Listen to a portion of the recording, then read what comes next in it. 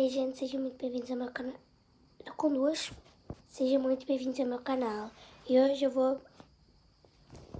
eu voltei do acampamento e eu vou mostrar as coisas que... Uma coisa eu comprei lá e outra a gente comprou pra levar pra lá, só que não deu tempo de mostrar. São duas ventoinhas, aí no Brasil se fala ventilador. Peraí que eu tô um pouco constipada. Então, vamos começar com essa ventoinha aqui. Ai, muito... É que eu tô aqui no sol, gente, por isso. Vou fazer SMR.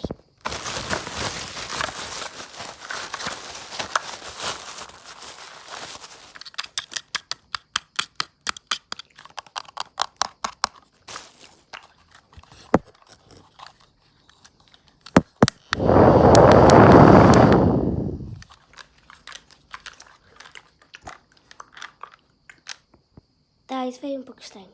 Vou fazer isso outra vez. Aqui, ó, gente. Olha. Parece umas fontes. Aí agora...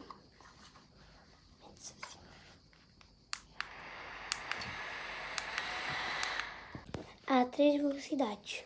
Esta velocidade aqui. Esta. E esta. E agora vamos mostrar a outra. Que é essa aqui. Ó, ela tem vários botões. Ali, ó. Mas também vem com este comando. Os mesmos botões que estão ali estão neste comando.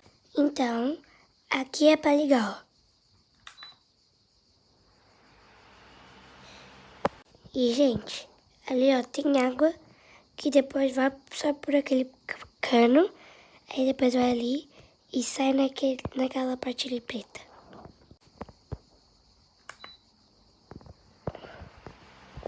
Vou pôr aqui, olha. Vai sair o vaporzinho.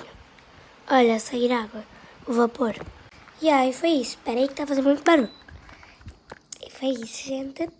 E essas aqui foram as minhas 2 comprinhas. E é isso. Tchau, e foi muito legal lá no acampamento bíblico do Sorocaba. Tchau.